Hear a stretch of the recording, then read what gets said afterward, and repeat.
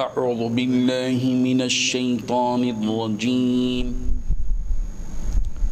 بسم اللہ الرحمن الرحیم یا ایہا الذین آمنوا ادخلوا فی السلم کافہ ولا تتبعوا خطوات الشیطان إنه لكم عدو مبين فإن زللتم من بعد ما جاءتكم البينات فاعلموا أن الله عزيز حكيم صدق اللہ العظیم۔ حاضرین و ناظرین،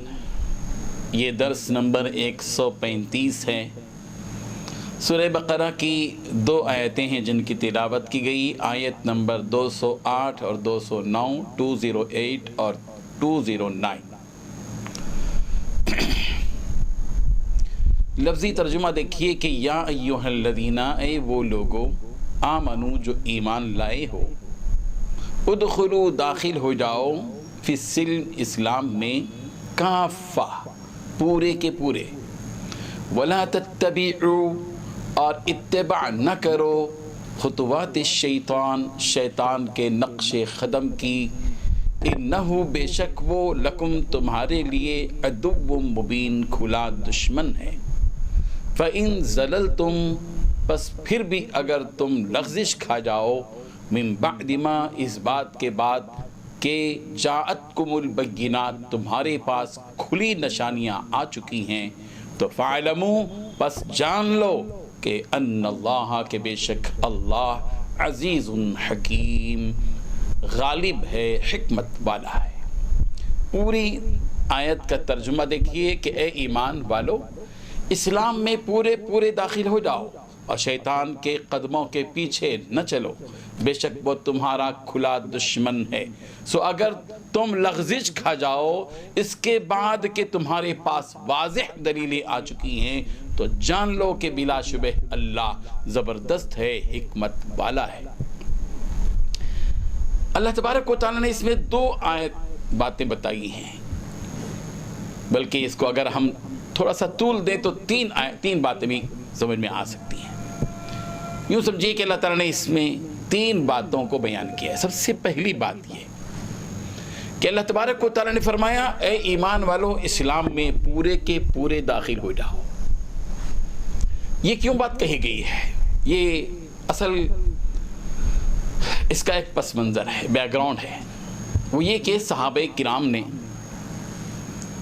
وہ صحابہ کرام جو پہلے یہودی تھے، بعض صحابہ کرام وہ ہیں جو پہلے کافر تھے، مشرک تھے، بعد میں اسلام قبول کیے، بعض صحابہ وہ ہیں جو یہودی تھے اور اسلام قبول کیے۔ جو یہودی تھے پہلے، پھر اسلام میں داخل ہو گئے صحابہ، ان میں سے بعض نے، جیسا کہ آپ جانتے ہیں کہ ہفتے کا دن ہوتا ہے، وہ یہودیوں کے نزدیک عظمت والا دن، جیسے اسلام میں مسلمانوں کے پاس جمعہ کا دن عظمت کا دن ہے، نصارہ میں، عیسائیوں میں اتوار کا دن عظمت کا دن ہے۔ تو چونکہ یہودیوں کا ہفتے کا دن تھا تعظیم کا، اس کو باقی رکھنا چاہا انہوں نے، اور اس لیے کہ اور یہ کہ بعض صحابہ نے اونٹ کے گوشت کو کھانے سے پرہیز کرنا شروع کیا، پرہیز کیا، انہوں نے چاہا کہ ان کے کھانے سے، اس لیے کہ یہودی اونٹ کا گوشت نہیں کھاتے تھے۔ اسی طریقے سے انہوں نے نبی کریم صلی اللہ علیہ وسلم سے یہ بھی عرض کیا کہ اللہ کے رسول صلی اللہ علیہ وسلم، ہم تو قرآن مجید تو پڑھتے ہی ہیں، اور تورات بھی چونکہ اللہ کی کتاب ہے، اس لیے ہم تہجد کی نماز کے وقت میں ہم تورات بھی پڑھ لیں گے، اس لیے کہ یہ بھی کتاب ہے۔ ظاہر ہے کہ ایسی صورت میں کچھ اللہ تعالیٰ کے اس دین کی حکمت کے پیش نظر کچھ آگے چل کر خرابیاں بھی پیدا ہو سکتی تھی، اسی لیے ایمان والوں سے خطاب کر کے یہ بات کہی گئی کہ دیکھو تم ایک زمانے میں یہودی تھے، ٹھیک ہے، لیکن اب مسلمان ہو چکے ہو، اب اسلام میں آئے ہو تو پورے کے پورے مسلمان بن جاؤ۔ یہ نہیں کہ 10%، 20%، 30%، 40% نہیں، بلکہ اسلام میں پورے کے پورے داخل ہو جاؤ، جو تمہارا ماضی کا دین تھا اس کو چھوڑ دو، یہ اور بات ہے کہ وہ بھی حق ہے، اگر تحریف نہ ہوئی ہو، تورات بھی حق ہے، آسمانی کتاب ہے، لیکن عمل جس پر تم کو کرنا ہے وہ قرآن مجید ہے۔ تمہارے پاس نبی آ چکے، نبی کو تم اپنی آنکھوں سے دیکھ رہے ہو، اور نبی پر قرآن مجید کے اترتے ہوئے تم دیکھ رہے ہو، تمہارے سامنے یہ ساری چیزیں، اب اسلام میں پورے کے پورے داخل ہو جاؤ۔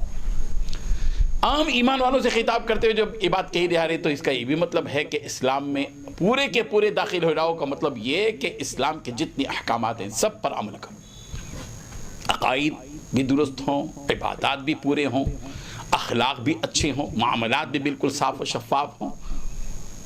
معاشرتی زندگی بھی اسلامی ہو، اسلام میں پورے کے پورے داخل ہو جائے، صرف مسجد کے مسلمان بنے مطلب۔ جیسا کہ آج کل دیکھا جاتا ہے کہ آدمی مسجد میں گیا، ٹوپی پہن لی، کرائے کی ٹوپی پہن لی، مسجد میں گیا اور جو ہے جو پینٹ وغیرہ ہے اس کو اوپر کر لیا، پھر مسجد سے باہر نکلتے ہی ٹوپی بھی نکال دی اور پھر جو ہے نا پینٹ کو پھر نیچے بھی کر لیا۔ مسجد کے حد تک مسلمان نہ رہو، بلکہ اپنی پوری زندگی کے اندر مسلمان رہو، اسلام میں پورے کے پورے داخل ہو جاؤ، تمہارے عقائد بھی، تمہاری عبادتیں بھی، تمہارے اخلاق بھی۔ بازار میں بھی کھڑے ہو تو ایک مسلمان کے حصے سے کھڑو، کاروبار بھی کرو تو ایک مسلمان کے حصے سے اسلام کی تعلیمات کے مطابق گھریلو زندگی گزارو، معاشرتی زندگی گزارو، ماں باپ کے ساتھ، رشتہ داروں کے ساتھ، بیوی بچوں کے ساتھ، مہمانوں کے ساتھ، اہل محلہ کے ساتھ، مسکینوں کے ساتھ، محتاجوں کے ساتھ، تنگ دستوں کے ساتھ وہی روش اختیار کرو جو روش نبی کریم حضرت محمد رسول اللہ صلی اللہ علیہ وسلم نے اختیار کی۔ اسلام میں پورے کے پورے داخل ہو جاؤ، یہ مطالبہ ہے اس آیت کا۔ ظاہر ہے اب دوسری جو بات کہی جا رہی ہے وہ اس پس منظر کا اس حقیقت کی بنیاد پر کہی جا رہی ہے کہ اسلام میں پورے کے پورے داخل ہونے کے لیے جو چیز رکاوٹ بنتی ہے وہ سب سے بڑا شیطان روکے گا۔ شیطان یہ نہیں چاہے گا کہ جو مسلمان ہوا ہے وہ پورا مسلمان، پہلے تو وہ نہیں چاہتا کہ کوئی مسلمان، اور اگر کوئی مسلمان ہو جائے تو وہ یہ نہیں چاہتا کہ وہ پورا کا پورا مسلمان ہو۔ اس لیے اے مسلمانوں، تم شیطان کے نقش قدم پر مت چلو، شیطان کے نقش قدم پر چلیں گے تو 100% مسلمان باقی نہیں رہو گے۔ وَلَا تَتَّبِعُوا خُطُوَاتِ الشَّيْطَانِ، شیطان کے نقش قدم پر مت چلو، إِنَّهُ لَكُمْ عَدُوٌّ مُبِينٌ، بے شک وہ تمہارا کھلا دشمن ہے۔